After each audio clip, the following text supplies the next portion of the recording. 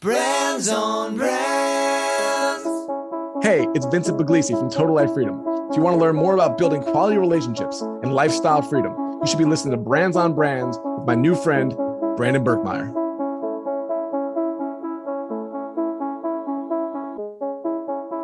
In a world where content is king and your reputation is your brand, how do you build a brand that matters? Welcome to Brands on Brands, a home for those that think different and push their boundaries. This is where branding that matters lives. Now, here is your host, Brandon Burkmeyer. Hey, what's up? Welcome to Brands on Brands. I'm Brandon Burkmeyer, your personal branding coach, and I believe that building a brand that matters is the only way for a person to thrive tomorrow. Thanks for tuning in each week as we bring you personal brand experts, coaches, creators, and all the people who are going to be sharing with you their tips, their tricks, their stories about how they built their personal brands so that you can learn from them and jump ahead. Now, if you guys haven't listened to the show before, make sure that you go to brandsonbrands.com/resources to check out our templates, our guides. All of our free tools are right there for you. And appreciate you guys listening. Today's interview, it is another interview episode, is with a friend of mine. His name's Vincent Pugliese, and he is a professional photographer for more than 20 years and an international award-winning sports and documentary photographer. Vincent has photographed every major sporting event, including the Super Bowl, the World Series, the NHL Finals, the Kentucky Derby, and even WrestleMania. Vincent and his wife, Elizabeth, own and run Elizabeth Vincent Photography, which specializes in documentary, wedding, and corporate photography. And when he's not with his family or shooting, he also coaches freelancers on how to live a life of financial, time, and life freedom, specifically through the world of self-employment. And he's the co-owner of Sports Photo School. Obviously, he's got a lot going on in the entrepreneurial space, but really what I'm here to talk to him about is two things. One is what he teaches in his coaching and through his masterminds, which is this concept of total life freedom. So think about it as, how do you leave your safety net and go out there and chase your dreams and build the job you want, the life you want? And then beyond that, his newest endeavor, diving into the area of building relationships and connection. He has a new book coming out in May of 2022 called The Wealth of Connection. We're going to dive into that. He wrote a book back in 2017 called Freelance to Freedom. He has a podcast called the Total Life Freedom Podcast. Check that out if you get a chance. It's already 800 or so episodes deep. And he should be launching a new podcast, The Wealth of Connection, in January 2022 as well. So lots going on that we're talking about, but really diving into those concepts of how to build connection the right way and continue to chase that life of freedom that I know you guys want because you're listening to this show. So appreciate you. And let's get into the show. Brands on Brands. All right, let's get going. I'm excited to welcome our guest today, Vincent Pugliese. Welcome to the show, man. Thank you so much. It's an honor. Yeah, happy to have you here. Vincent, one of the reasons I'm happy, and thank you for being here, is we get to talk about a little bit about the entrepreneurial journey, I'll call it, a little bit about lifestyle freedom, and then obviously my favorite topic, personal branding. But let's start with the concept of lifestyle freedom, which is something I know you've been coaching on for a long time. What does that mean to you, and why is it important? It's an interesting topic because I never understood that was even possible. I grew up in an era where you go to school, you apply for a job, it's a job that you probably don't want, and then everybody older than you tells you, well, you're not going to enjoy what you do, and someday you're going to retire. And I was always very rebellious. When I had no clue of what I was doing back in school, I knew it wasn't for me, even though I wasn't down on myself when everybody else was. I had so many people telling me they were worried for me. And I had a friend in high school say to me, like, what are you going to do? And I remember clearly at 17 years old, as stupid as I was, saying, I don't know, but I'll figure something out. And I remember feeling confident when I said that, even though I had no idea why I was confident. I couldn't explain it. I just knew this wasn't for me. So as time went on, I did all the jobs everybody told me to do. It just never resonated. And it wasn't until I was able to build something where it's like, I can control my time. Essentially, I was a newspaper photographer. And there's so much more before that, but I made $32,000 a year. My wife made $30,000 a year. We worked together and we were essentially broke from everything going on. We had a kid. We started a wedding business. And what really happened was I was the top photographer in our area. Even in the country, I won top sports photographer in the United States for an international award on top of it. And I went back to my boss because I'm like, this is the time I'm going to get a raise. We have a kid coming. My wife was 8 months pregnant with our first son, making 32 grand a year. And he listed off all of my accomplishments. And then he kind of rubbed his eyes and he said, but we can only give you 3%. And I was like, I'm like, so what am I going to make now? $34,000 a year, and I'm going to be busting it. Like, and I remember just walking out and being like, it's over. And this was my dream. You gotta understand, this was my dream job. Like, I got to shoot the Super Bowl. When presidents would come to town, I would hang out with them, spend the day with the Dalai Lama, like everything you can imagine. But I couldn't support my family. And I remember leaving and being like, this is over. I'm not sure how it's over, but it is. And I went home and I called my dad to see if I can get some extra work with him because he had his own business in New York. I was in Indiana at the time. And he said no. So I'm like, even my dad's rejecting me now. It's like the worst day of my life. And he said something that changed my life. He said, I've been trying to tell you this and you haven't listened. Maybe you'll listen now. He said, you have a skill, but you're not using it correctly. And I said, all right, what do you mean? And he said, you've become a really good photographer. You weren't. You learned. But you become really good at this and you're selling yourself short. You're selling out because it's like you're settling for $32,000 a year in benefits when you could shoot weddings, you could shoot corporate work, you could shoot pro sports, magazines, anything you want at any price you want, and you control your schedule and you're settling. And when you're 30 something years old and your dad tells you that, it's a real kick in the gut. It's like, you're supposed to be the one telling me to be safe. You're telling me I'm too safe. So I hung up the phone and I started calling photographers to see if I could work with them. You know, maybe I could assist with them making some money. They all told me no. And I took the phone book, if you remember a phone book, because there used to be those, and I threw it against the wall. And I was so mad. And I heard the phrase, like, if you can't beat them, join them. And I said, well, if you can't join them, we're going to beat them. And I called my wife and I was like, we're starting a business. And she's like, what? She's 8 months pregnant. And I'm like, yes, we're starting a business. And I had no idea what I was doing. No clue. She didn't either. And we started a business literally the next day. The first year was awful, but within 3 years, we had replaced our income. We had paid off all of our debt, including our house, quit our jobs. And all of a sudden, literally one day, I'm scheduled to work 20 days out of the year, making not twice as much, but close to twice as much as we made combined, working 20 to 25 days a year and having this freedom. Wow. So all of a sudden, every day we had 2 kids at that point, every day was like, we do what we want to do. And I remember going outside in the yard and being like, nobody ever told me life could be like this, that I can control this. And that's where it came from. That eventually we were on a long road trip for 4 months. And I called a friend while we were at the beach in Oceanside, California. And he said, man, you got total life freedom. I was already doing the masterminds, everything I'm doing now. And my wife was going inside. I said, hey, can you check that domain? And she checked it and it was available. We bought it for like $13. And that's how the business name started. But it came from that. That's amazing. No, I love that story. And one of the things that stood out to me, one of the things that resonated was, I think, something that was similar to my journey, something that, like, I feel along the way, we all find a route that is the safe route if we want to take it. And it seems like you found that for you in theory. Like, the safe route was whatever this job was that was going to pay your health benefits, not pay you what you're worth, but it was there every week for you to go and do. But it didn't feel so safe anymore. And I think that is huge, because when your safety net isn't what feels safe anymore, it's like, what do you do? I think it's kind of universe changing in that regard. So it's an interesting part of your story. Yeah, totally. And it kind of continued on through different career shifts in terms of, like, when it gets too comfortable, I kind of want to just kill it. Instead of growing it or optimizing it, I'm like, what is the next challenge for me? So that became a theme throughout the next 15, 20 years. Yeah. And I mean, it feels like, and your father being able to jump in here and, like, recognize that for you. And I'll admit, I did some research on you.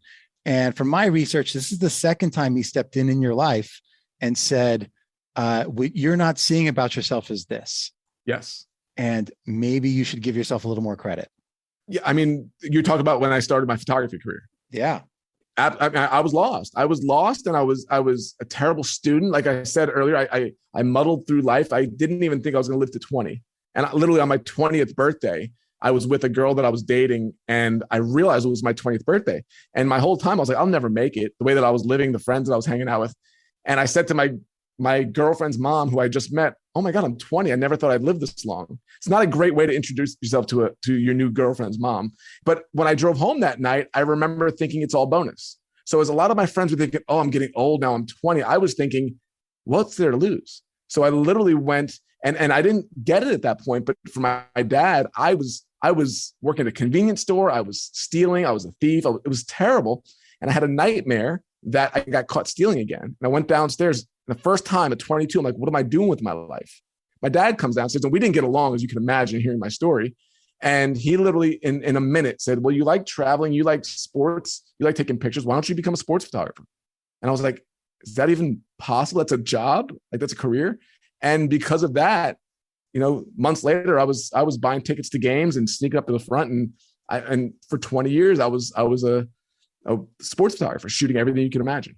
What's funny is he said that you guys didn't get along, but it's obvious that he sees you and he understands, like his son, and just these little like Yoda moments that have changed your life are amazing. I hope that we all have someone in our lives that can help us see that thing that's just right in front of us.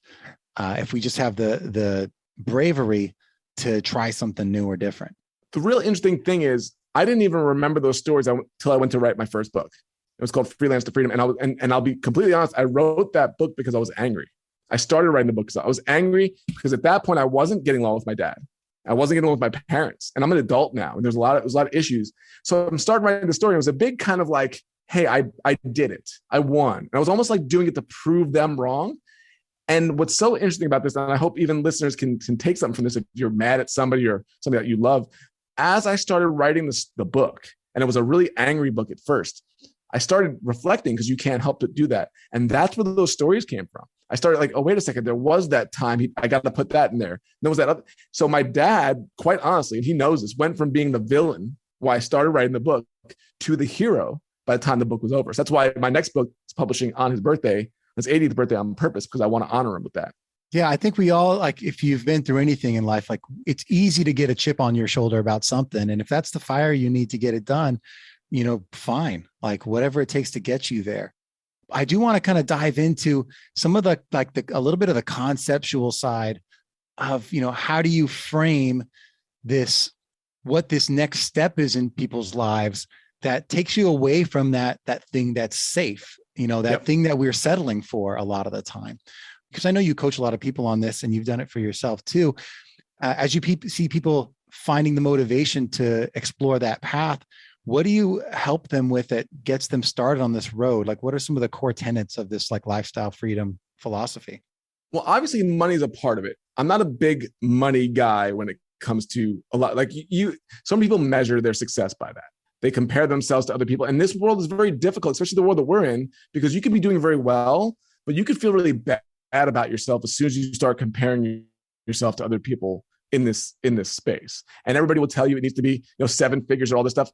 And what I realized, it really didn't have anything to do with that. Freedom and doing the work that you love doesn't have that much to do with money. And that was really hard for me to understand. So many people are striving for that. Like, I coached somebody who's a friend of mine, who's a part of our community, and he couldn't quit his job because he needed X amount of money, right? So I'm making this much of this job, so I need my side hustle to make this, which kills so many people from doing what they really want to do. Because they're like, well, if I'm making 125, I need my side hustle to make 125 so I can quit. And I'm like, that's a load of crap. First of all, you're making 125. Do you really need 125 to make it, to actually live the life you want? And as we broke it down and we got through all his expenses with some extra stuff, he was like, oh my goodness. It's like, I'm like, what's the number? It's like 58 grand. Way different than 125. Now you're already doing your side thing, making like $37,000 a year, thinking I'll never get there because it'll never be 125. Well, if you're making 37 on the weekends and you only need 53, and if you quit your job and now you have the whole week to work on what you love doing, you don't think you can get to 53 and then 83 and then 183? Literally got him to quit his job because he saw a difference in the mindset. But so often the money gets in people's ways because their corporate job, they can never see replicating it with what they love doing. So they never even try to do it. And they just keep going in this career that they hate. So the money is a big part of it. And it's not what people think it is. Yeah, absolutely. And I think even finding that side hustle thing is, I think, difficult for a lot of people. But what's nice is you can explore until you get there, until you find that thing that you like to do. But while doing it on the side, you don't have to just quit your job and be an entrepreneur all of a sudden. I think that's sage advice, obviously. Create some runway, create some safety by trying different things. But you talked about something, which is basically like, once you find that thing, the confidence you need to really go all in maybe is closer than you think. I think that's a nice unlock for a lot of people if they listen back to that. Well, totally. Because it's like, what are you interested in? And what do people ask you about? What is something like, and you hear this a lot, what is something you would do for free? And that was, I swear, everything I think I've done that I've made a success in business, I did for free to start with. Speaking. First bunch of public speeches I gave was for free. Like, who's going to pay me when I've never done a keynote speech before? Of course. So go and do it. I don't care if it's for 6 people. You're going to write a successful book. Well, you better write for free. And when people say, oh, you got to get paid for what you're worth, I go against what so many, modern influencers talk about. Oh, you better get paid what you're worth. So name your favorite band, right? Anybody, as you're thinking, do you think their first album that they wrote, they were getting paid to write it? It's probably your favorite album of theirs. No, they were writing it in some garage while eating French fries that are stale, probably, while they got the words down and the music down so they could write this song and this album to then become ultra successful. So I think so many people get stuck on the idea of like, well, I can't get paid to do that. If you love doing it and you put your time and effort into it and you can help people with it, you can get paid whatever you want to get paid for it. But I think I'm more concerned when people get stopped from these things as opposed to, well, how do we optimize it? Optimizing it's easy once you have the confidence, like you said. People get stopped before they even get started. Yeah. What's funny, I think what helped me is figuring out, like, there's a lot of fear to leave the safety net that we've been talking about, right? There's a lot of fear in leaving that. I had to kind of take on this game, like, I call it the Game of Thrones mindset. They have that show where they have this thematic tool that they keep saying winter is coming, right? And it's just them creating this overarching story of like what's going to happen later, like the impending doom. So I had to put the fear of like not having a safe job. I had to put something against that, because that's the fear that's like behind me. I had to put a fear in front of me, which is what happens if I stay in this job for 20 more years or 10 more years? Like, what does that look like? And is that what I want? And it wasn't from the perspective, I liked what I did. I was one of those guys who I enjoyed my day to day. I could have kept doing that. But I saw that people ahead of me, my bosses and my mentors, they couldn't keep a job. They were starting to become like, if a CMO changed over in an ad agency, they changed ad agencies. And then my boss gets fired because he doesn't have that account anymore.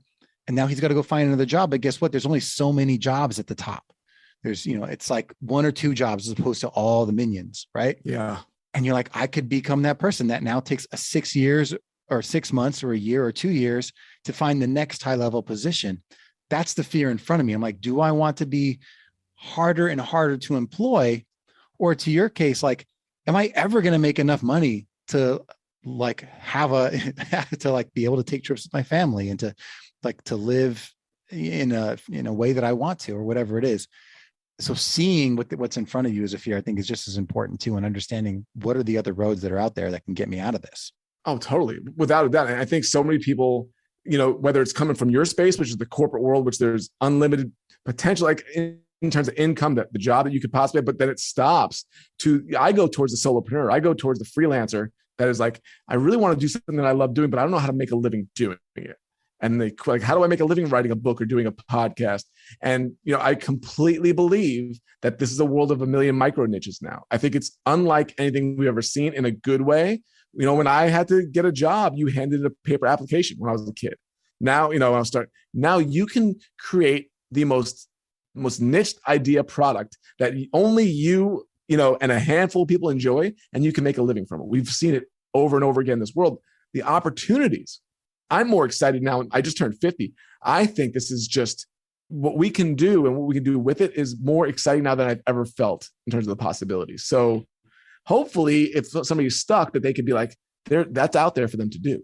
One of the fears that I want to mention, because I know like we're in the spaces that are very saturated. And I think freelancers feel like that if they aren't doing it for a company, being a graphic designer or graphic editor, being a copywriter, being a blog editor, being a photographer, being a Facebook ads guy or marketing person are jobs that when you freelance and you don't work for a company, it feels like you're competing with the lowest possible bidders out there.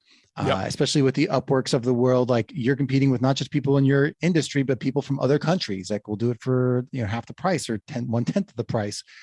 I imagine that stops a lot of people in their tracks. So I ask you, how do you overcome that fear of losing what you could possibly make for your profession? How do you overcome the point of losing the money from that? Yeah, like you're going to be priced out of the market by just there's so many other people that do what you do.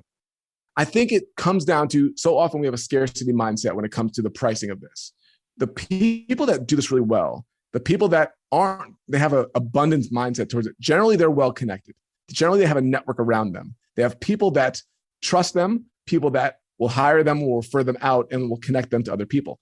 When you don't have a network around you, when you're by yourself and you're competing in the Upworks of the world, you're gonna be the bottom of the barrel. You're going to be pricing you're going to be competing on price, and that's going to be it. Everything that's ever happened for me, as I look back, happened because doors were opened for me by people that were above me, and they were either needed help from somebody that was desperate like me, or they wanted to help me out. But when you see the power of your network, when you see what that can do, what it comes down to is not having the scarcity mindset of being in this battle of am I fighting for work over Upwork, or is it I am going to reach out and I'm going to have the people around me, I'm going to have a network around me, I'm going to connect with people, I'm going to be generous to people around me. It's hard to do when you're struggling. But if there's anything that I wish I would have learned earlier, it would have been, if I can develop and maintain and cultivate a network around me of people, doors open up from that. So that's the approach that I tell people to go and I help people towards, as opposed to just fighting for the cheapest bid from something like Upwork. Yeah, well, and I think that's huge. I think one of the things that I think we really align on is that the people part of our business and the relationship part of our business is like an unspoken business plan, if you will. And it doesn't have to be, like, I don't know, from bad motivations. But when someone's like, why are you here at this event? And, or like, what's your plan to grow your business? I'm like, I don't know. Like, I'm here for the people. Like at the end of the day, that's if you can't just genuinely show up with the opportunity to meet people that you have no idea what the advantage is going to be. You just know that like you like people, and if you can help, you will. If they can help you, they will. Yep. That unspoken, just kind of gut instinct, I think is an unlock for most of us in this business, especially if you combine that with time, if you combine the investment in people with just giving it time, things start to happen. And I know it's one of your tenets for how you help and teach people. Now, by the way, guys, if you guys want to get to check into what Vince is teaching and his philosophies and the programs he's running, stop by totallifefreedom.com and check that out. You can find his podcast, which we've got, I think you have 1,000 episodes you're looking to build. You're already 800 something in for the Total Life Freedom podcast. You had a book you wrote in 2017 called Freelance to Freedom, the roadmap for creating a side business to achieve financial, time, and life freedom. And I know you're working on a project now, which dives into this one branch that we're talking about, which is this unlock of connections. Can you talk a little bit about this, where this idea is coming from that you wanted to talk about more? Yeah, the first book really was a couple of years of just thinking, and it was not like, oh, I'm going to go write a book. It was, I kept writing stories, and eventually it turned into a book. It wasn't a plan to write a book. It was like, oh, that story goes with that one. And it kind of happened here too, where I was like, I feel like I'm writing a book, but the title kept changing. I didn't know what it was going to be. And then eventually it just kind of hit me, just even a couple months ago, the wealth of connection, because there's a real tie-in with that, where the wealth is in the connection. That's where my answer from your last question came from. If people see this, and the ones that get it, the wealth is in the connection. That's why networks matter. That's why people go to these events. It's not to get something, but to connect and to build relationships stronger. So the idea, and also wealth comes from connection. When you see how it works in the real world, when you see how people bring people in that they know and they trust, that's how it builds out. And you don't have to fight on your own. So the whole thing about this book is you have to have great character, because so many people go about this with selfish goals. We see it all the time. I'm sure you do as well. You don't want to call people out, but it's, hey, how do I get something from this person? How do I get what I want? I want to buy this house. I need a car. I need my business to be this. I want 1 million downloads. And the truth is, nobody cares. I hate to say it, nobody cares, because everybody's looking for something. Everybody's looking to get something. And when you're so used to people taking, we all have our guard up towards people that are takers. If you're generous, if you have your generous goals over your selfish goals, meaning like your podcast, I want to help people figure this out, marketing, branding. I want to help people with that. If you add enough value and you bring the right people on and you do this the right way, you're going to get all the things that you need, right? So if generosity comes first, generous goals go above selfish goals. That is a missing piece for a lot of people, because we all see it. The person that reaches out to you once a year because they want something, they're never going to get the door open for them. But the one that checks in, the one that connects you to other people, the one that sends a note just because they want to, because they're thinking of you, they're always going to be top of mind. So it's this personal touch. Everybody says, oh, it's not personal, it's business. It's the biggest load of crap out there. It's all personal. That came from The Godfather, and it really ruined a lot of business people, that whole saying. So when your character is down, when your curiosity is down, which is the second part, which is you're interested in other people, you don't just talk about yourself. You don't go to an event and ramble on for half an hour about what you're doing and not ask questions. Like, we've all been in that situation where somebody talks about themselves, and then when they stop talking about themselves, they don't know what to say because they don't ask questions. When you can ask meaningful and interesting questions, you make people like you and appreciate you. So there goes to the character, the curiosity, and then the connection. What happens when we meet at a conference and you're so helpful, you ask questions of me, I automatically like you. Brandon, all of a sudden I meet Brandon, I'm like, this is a cool guy. I want to keep in touch with him. Then what we're doing right now, collaboration is the fourth part. When you start collaborating with your connections and you have the generosity down and you're not a selfish person, you're curious, all of a sudden from there is the last part where I talk about, which is creation, which is if you start a podcast and you are generous and you are curious and you are connected and you collaborate, whether it's a podcast or a book or music, you are going to succeed over everybody else because everybody's going to be in your corner to bring you up. But the problem is everybody, for the most part, starts with number 5. They start with creation. I'm going to go write a book. Nobody cares. I'm going to start a podcast. Nobody cares. Everybody's used to everybody trying to take. And you've built up no equity in the other areas. That's why so many people flounder. And the ones that do it well and the ones that keep going have those things in place. I like that. And I want to probe a little bit. I want to probe a little bit on this because it's a topic that I'm insanely curious about. But before I probe, I want to talk a little bit about when we met, which is what inspired us to get on this call, which is we didn't really know each other. I wouldn't even say we really knew of each other, except that we were there and, maybe some Googling or something. But, and this is at PodFest convention for podcasters in Tampa. And what I thought was interesting for me was, I think, when you can meet someone who just knows people, it helps lower, because I think we all have guards up about people and their intentions and everything else. But there's, just it's a little bit easier when it's just, at least it's someone, they're with people that or they're talking to someone that you at least have a slight connection with. So like that helped, right? But B, once we met, it was just it was like very quick, like, hey, nice to meet you. Cool. And then you continue the conversation and, now it's 3 people in a conversation instead of 2. And for me, the reason I'm bringing this up because one of my theories is about frequency. And it's just like, I'm like, okay, I met Vincent and I consider that like one touch, one poke, right? And then I'll see you again, like in the same hallway 20 minutes later, and I'll walk by, I'll give you a fist bump. And then maybe 2 hours later, like I'll join the next conversation that you're in because now you know people that I don't know. And I join. And it's not necessarily a strategy, but it's like, this is just my mental approach to how I go to these things and not like be a stranger, right? And the reason it's important to me is because I think that what then made it interesting to me is you came up to me at some point and said, so what is this thing you're doing, right? Because I gave my speech and I alluded to, I have a program. I'm starting in January. It's not filled out yet. but it's about podcast branding. And you're just like, cool. Well, when you figure it out, like I'm in. Like just, it wasn't a tell me all about it. It wasn't a, what's it cost?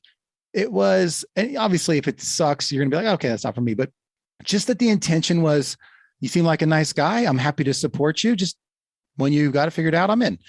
Those little things I think people don't figure out. And I like to say you have to like people first. And if you want to be liked, you have to like people first. So let's talk about your version of generosity, how you think about this stuff, because I think people are awkward when they're like, yeah, I get it, give value, but how? Yeah. So how do you think about that? Generosity was going to be a part of the title, but the problem was, as I'm testing it and talking to people, people are confused by that word, because when people hear generosity, they think, oh, I got to buy a book to give money, right? That's not why I'm buying a book. So immediately they're like, what you're going to tell me just to give more? I'm already struggling. I got to give more. It wasn't about that. Generosity is so much more than just money. I barely even talk about it. It is exactly what you're talking about. Are you generous with your time? Are you generous with your curiosity? Are you generous even with your honesty? Like, I want people to tell me the truth. I don't want people to say, oh yeah, your podcast is great. And like, ugh, it's really terrible. I tell somebody else. I want to know the best advice I've ever gotten was tough, generous advice, being generous with my honesty. So that's where it came from. But the idea of, if you're not generous, if you're not helpful, if you're not connecting people together, if you're not thinking about what other people are doing, you're never going to build those connections. Nobody wants to be around somebody that's selfish. That should be in school. It's not, but that should be a class and a year in school. Nobody wants to help a selfish person. Helpful people want to help helpful people. And I've learned this over the years of like, why do these people keep getting elevated? Well, they help other people. People see that, and then they bring them up. If I would have went up to you and I would have tried to sell you something, or I would have been just all talkative about myself and not asking, you'd have been like, yeah, it was all right. Or a lot worse, right? And we would never do this. And anything that happens in the future would never happen. And people so often never even get to those parts because they screwed up with the first two parts. Yeah, exactly. And I think that there's a model for this, and we're going to figure it out today on the call, on the interview. Like, if you had to explore all the ways to be generous, I think it takes understanding what people look for in terms of the attention that they want and what makes them feel good. And they have all those like tools that are like, what are your love languages and all those things.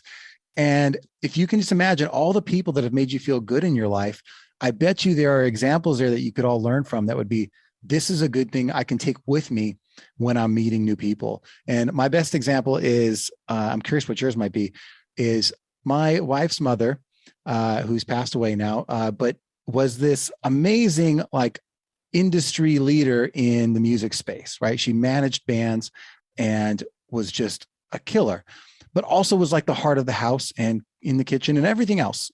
And my favorite thing about her was you'd show up, didn't matter who you were. It could be the first time you met her. And she had a way of immediately knowing how to say something that was complimentary to you and make you feel great about yourself, no matter what it was. And for most people, she could even see whatever that thing was that like you knew would be like the most best compliment. You could like, Vincent, you are like the most beautiful father. I wish I could go back in time, become a kid again, and have you raise me the way you've raised your children. Like something that just grabs you and you're like, oh my God, like this person, I love them. And that's her version of generosity, is that way of like seeing somebody and, and being complimentary, but not in a weird, like fake way. I imagine if we all imagine some people in our lives that really spoke to us, we'd find something like that. And I love that you're thinking about this and you're outlining this. And because I think we get a lot of the same old advice about networking, to be honest. So I'm excited to see where you go. And that's why I don't even like the word networking, because I think it's been bastardized. I really do. I think it's like, oh, here's how you can network so you can get what you want. No, that's not the point. You're going to get what you want down the road. But what you're talking about is the reason why I had to write this, because this is not me. This is not who I was. I was and still am in many ways, a very selfish person, very self-involved. I had to write, Dave Ramsey talks about it. He has to talk about personal finance because he's the spender.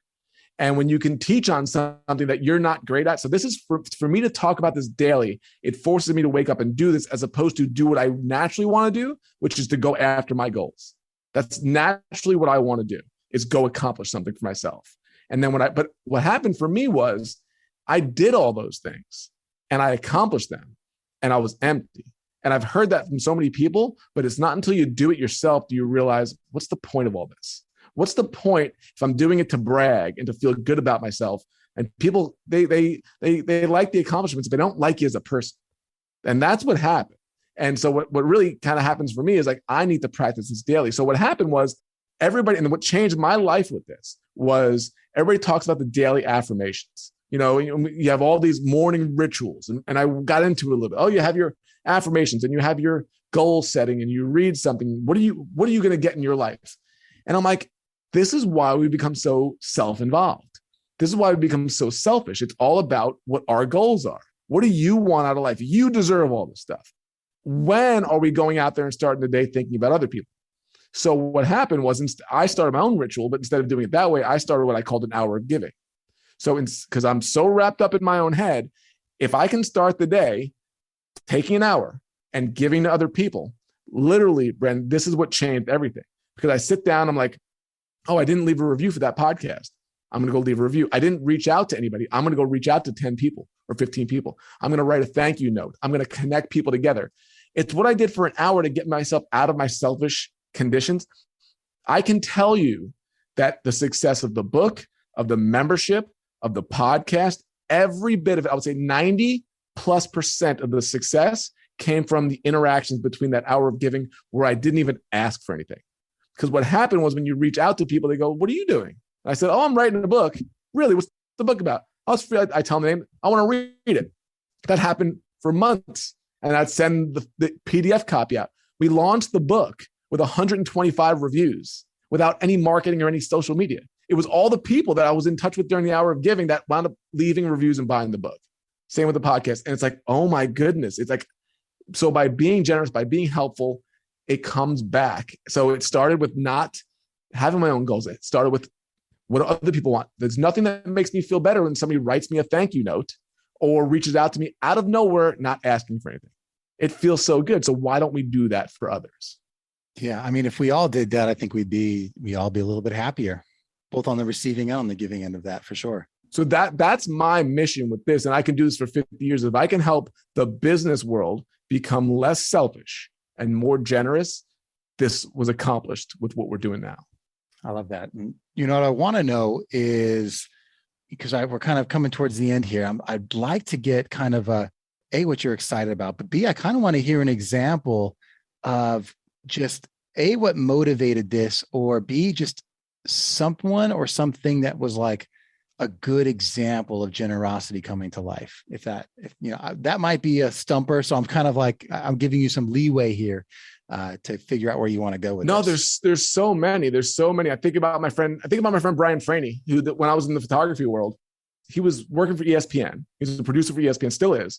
And I was a photographer at that point. I was trying to shoot games in every stadium in the country. So I was working on a book about that. I haven't done it recently because I've kind of went away from stuff, but I've shot in like 140 different stadiums. The World Series, Super Bowl, WrestleMania, everything. I'm going to put together a book from one picture from each stadium. It's going to be called One Shot. So I'm working on this thing. And so I meet Brian at a wedding. We're both New York Mets fans. So we hit it off right away in our own misery because we're always awful as a team. So we hit it off and we keep in touch for years. Well, he's going to New York City to go to a Broadway show. And he tells me, he reached out to me. He goes, hey, do you have any contacts here? I know your brother works here. Like, so yeah, my brother's on Broadway. He's a lighting tech. Let me send him a text. Hey, can you give my friends a backstage tour? He's like, absolutely. No, it was nothing for him to do it, but a big deal to them. So they wound up getting a backstage tour to the Jersey Boys. No big deal. I sent one text, boom, boom, boom. So 5 years later, I reached out to Brian because the Miami Heat were in the conference finals. This is when LeBron James was there. And they're going for their third straight championship. And I'm like, I haven't been able to shoot him with the Heat in a championship game yet. Can't get a press pass. All of my connections, I can't get. Nothing works. So I'm like, let me just message Brian. I said, I saw on Twitter that he was in Indy for the game. I said, hey, I see you're there. Any chance you need another photographer? Within 1 minute, he goes, your press pass will be waiting at will call. You can stay in my room if you want. I was like, what? Really? He goes, yep. Hang out with me. We'll go to dinner. Drive to Indianapolis. 2 days later, LeBron James is right in front of me, right at the national anthem. I get the picture that goes on my website. Boom. So we spend the whole night together, walking out of the arena. And I said, thank you so much for doing this. And he goes, well, I owed you. And I said, what do you mean you owed me? And he said, I never forgot how you made that text to your brother to get us backstage for the Jersey Boys. I've been waiting to pay you back. So as soon as you texted me, I knew how I could do it. And I was like, no matter what I tried to do to get in there on my own selfish goals, I couldn't do it. But because I was generous 5 years earlier and then I reached out, that the not only just the press pass, but an all access ESPN press pass was waiting for me. It was just mind blowing to me. So that's just one of hundreds. And what I love is about all of this is it feels good on both sides. In other words, like to be the person that makes it happen for someone else. It probably wasn't that hard for the person in the moment. Like, like, sure, I have a spare thing. I can help you out. Or it wasn't too much skin off their back to make it happen for someone else, but it means everything to the other person. Totally. And then vice versa. Because if you don't have the access or the resource, but the other person does, and it's easy for them, it's huge. It could be small for you, but huge for them. So I think that perspective is all it takes is a little bit to move someone else's mountain. Well, think about what all three of us did. I sent a text that took me less than a minute to my brother. Big deal. My brother messaged his boss, who was like, hey, let these people in. Whatever. We're going to go, want to buy a sandwich? That's the next thing they probably said, let's go to dinner. And then Franny just wrote my name on a pass because he's got access to passes. Boom, boom, boom, boom, like that. We all took a minute to do it and we helped each other. But if we went about it selfishly, every one of us would have taken days or months or years and never even gotten it. That's the collaboration part. Yeah. Well, I appreciate that, man. I hope people are starting to at least take the step towards seeing what the power of focusing on generosity and building their wealth of connections could be. I know you have a book that you are in the process of. When this episode comes out, we're not exactly sure, but you'll at least possibly have a podcast coming out that talks about the wealth of connection. And then way in May is when I think we're looking at for having the wealth of connection book come out. So if nothing else, go to totallifefreedom.com, find Vincent's stuff, follow his current podcast, follow his social media, so you can see and follow the journey of this next iteration of what he's teaching and what he's got going on out there. But last, man, thanks for being on the show, man. I appreciate you. Thank you so much. I totally appreciate this. You're awesome. Yeah, appreciate it too. And another new friend that I get to see at conferences and around in this world, because our connections will continue to grow as well. I hope you guys are out there building your relationships so that you can also build your brand. And as always, tune in every week and we'll keep bringing interviews like this and tips to you so you can also work on the business of you. Appreciate you guys, and we will catch you next time. You've just taken your marketing knowledge to another level with this episode of Brands on Brands. But we have plenty more ways to help you build a brand that matters. Head over to brandsonbrands.com for resources, as well as access to our blogs, videos, and exclusive coaching sessions with your host. Be sure to visit brandsonbrands.com.